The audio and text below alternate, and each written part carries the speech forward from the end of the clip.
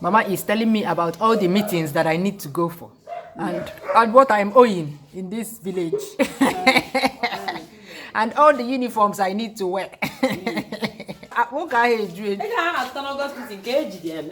Ito na nyambo ya nwe mara ije ịghọta ije onye ahụ nwa akụkọ ya nke dodu na onye ọwụla anwụla ahụ banyị ha ameziri agbakọlụ ya ọwụ na-akwụ ya ụka ma kwakwa ahụ onye ụka ha ọhụrụ 100 ịbịara gị ime ji ube agbakọchara 100 ịchọghị itinye ube ekwọ ya cash nwe ndidi chara ma be ekwọ ya hele even ọbọ kwesọ nke onye ahụ ka aya akwụọ onwe anybody ji ụgwọ na the whole family the person must I'm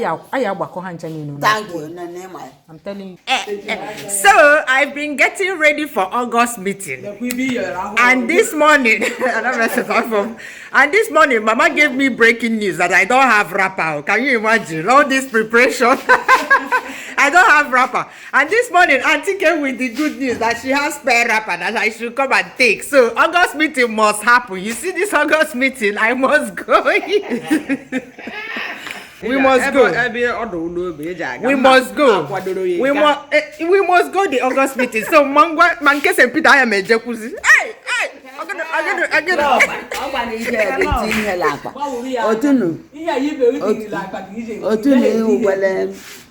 Milozoga na un student. I want Milozoga na un must spare blouse go here. Okay, mom wear blouse now. Hey. I need him hand size. Get her now, Sunisi. Okay, Chafford. Okay, Chafford.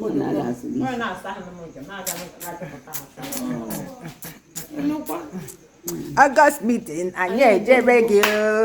August meeting. Oh, yeah, you saw the man so behind. August meeting. You know, every women in this part of the world are gathering together in this period for August meeting. There, me, I will be at Nokwa. In fact, I'm the President General of Onitsha branch. Really? Yes. So wow. Our is getting hotter. No, be small something. So very soon. When are you starting? Dress up. Hey! They've already started, but I'm going to dress up. Oh, no, our own is Merisomna. Yes, I'm tying my Merisomna. Can you hear that? If you see me, this is the uniform that we're wearing. So you pray. Anniversary to knock while not to move. No was only hotter than moons. Your village August meeting and my village August meeting, which one is hotter? So go to contest, yeah. Give me do a camera. No, you see the simple uniform they wear these days. In those days, women will break banks, break their husbands' hairs. Because they want to sew big blouse for August meeting, and then they decided that you have to wear this simple material, China white. I'm failing to do that. Failing to do that, you pay. If you wear lace, you pay. So good. And some women will not come for the August meeting, no, because they couldn't buy expensive coupon lace. Hey. Hey. Check.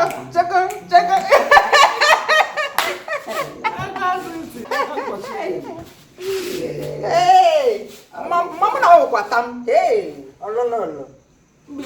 August meeting.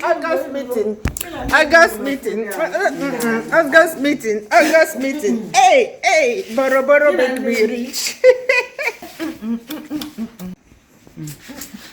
If you want to tie wrapper, spread your legs. What's that? So we want one. You spread your legs so that you can cross gutter. Yes. After tying it. If not, you have cross gutter. As if you have legs. But we're going to remove cuffs. You remove this stocking so from the obodo you go. It was cold last night. August meeting. Are you people learning how to tie double wrapper? You have to learn this thing. If you don't know how to tie this thing, you're not wife material. August meeting. You want to go for since you.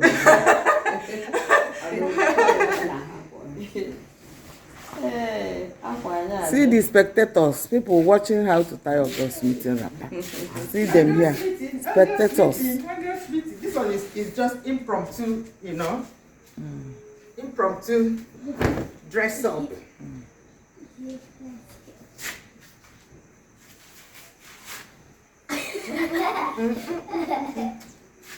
August meeting.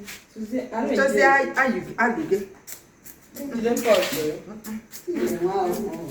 She said, yeah. She said.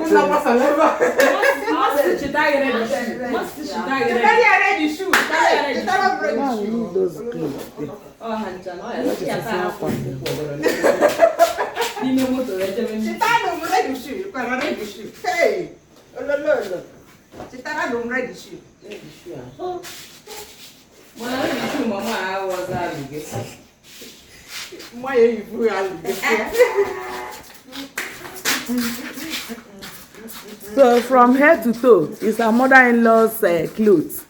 That's where it started. If you're in good, you see how we match. If you are in good terms with your mother-in-law, that's how you dress. Your mother-in-law will pack all her clothes and give you. So it shows that Flo Chinyere, the mother-in-law love her so much. That's the implication. Okay, Tietin and so good today. Yes. It will happen. Holy Trinity. It will happen. It's happening in Holy Trinity today. August meeting live 2021. This one is not the Nollywood August meeting. This one is the real August meeting. Hey, you're all invited. I'll take you guys with me. Yes. Well, Lydia, let's go and get ready. Exactly. Hey,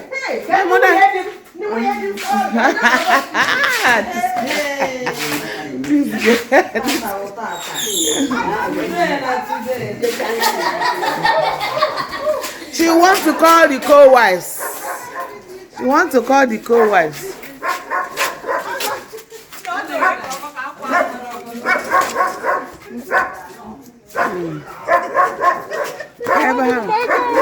Dog, we are getting ready for August meeting. Hey, what's late? What's that to go? Kiss my gas. What's that to go? Also, dear, hey. What's that to go? What's that to go? What's that to go?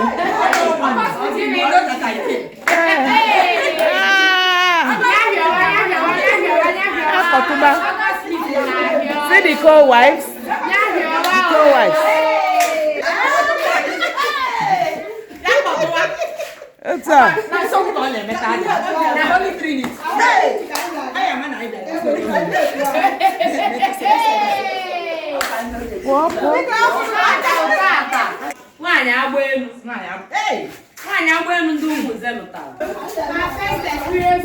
Yes, so there's always a first time. Yeah. She's so excited that she's going to attend August meeting for the first time. Yes, so the excitement, as you can see, is too much. It's too much. She's so happy. My mother-in-law is holding me back. She's holding me. Yes, so.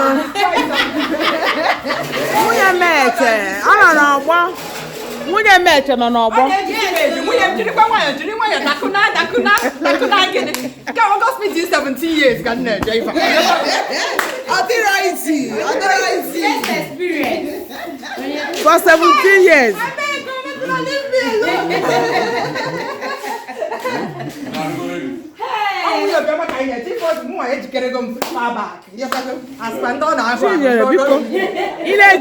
Know that I will go for my own.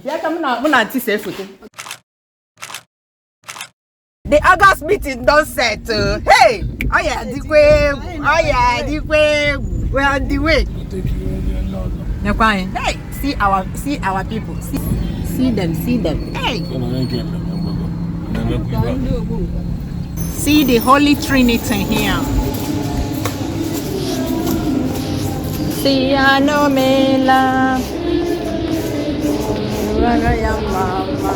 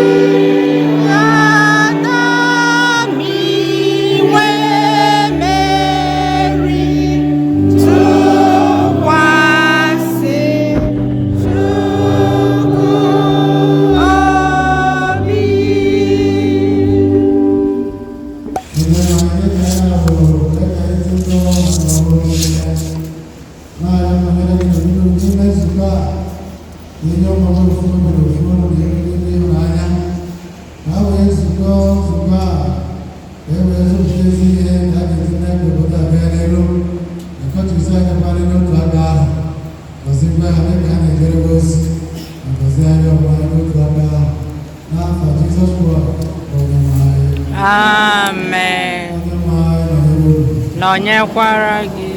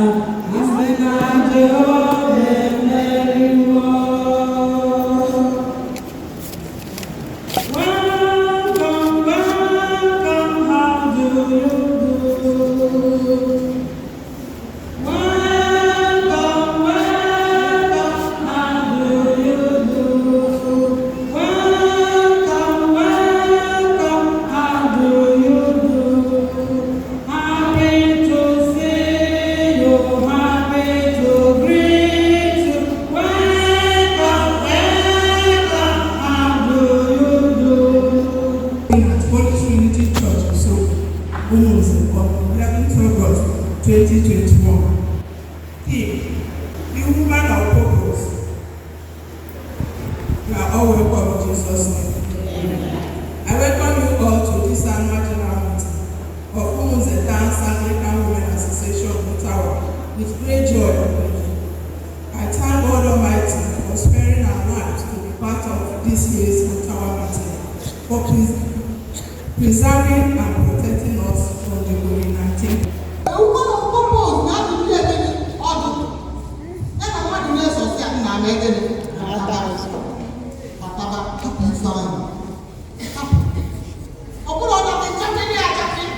The woman of purpose.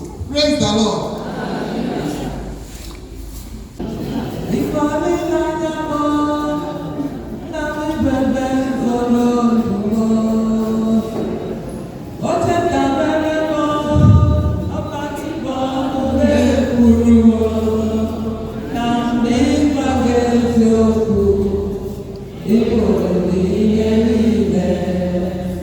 Lord, I confess my love for you. You are all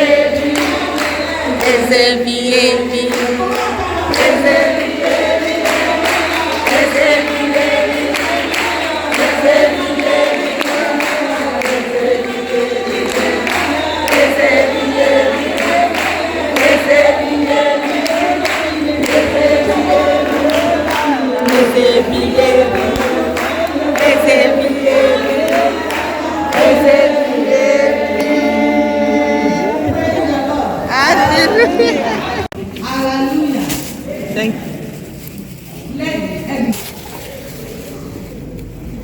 They're selling granules here.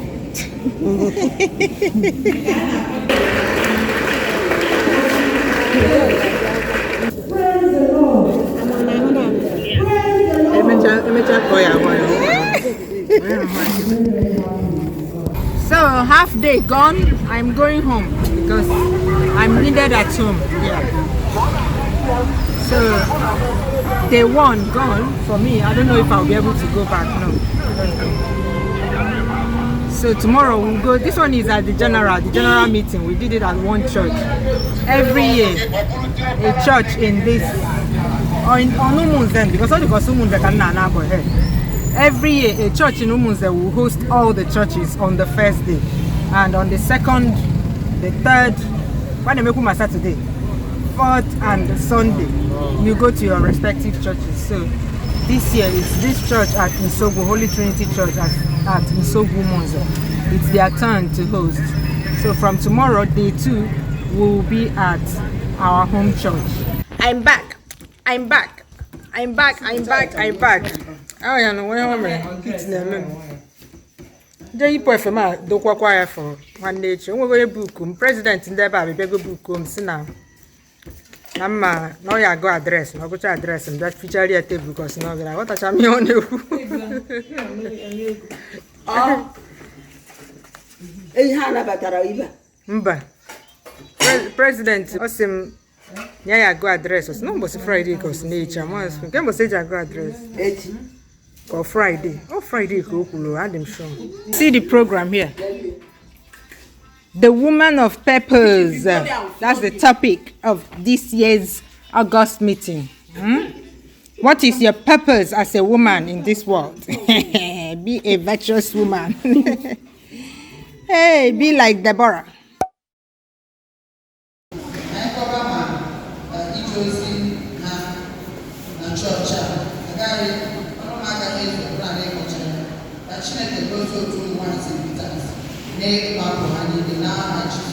Amen. Go.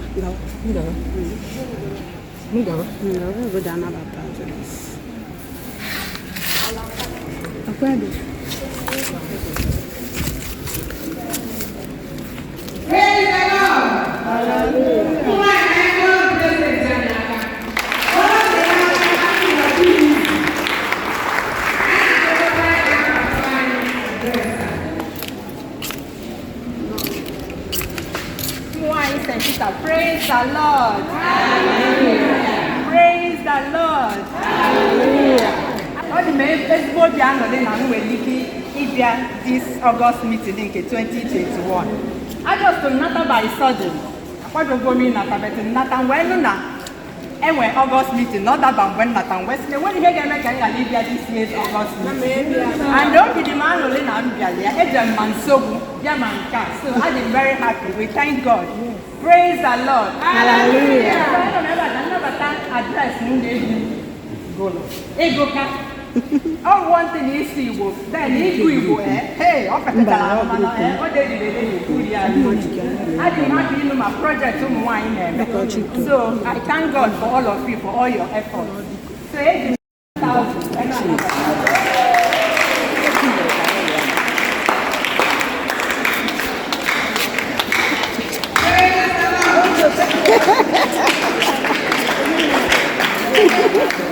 I'm going home from August meeting.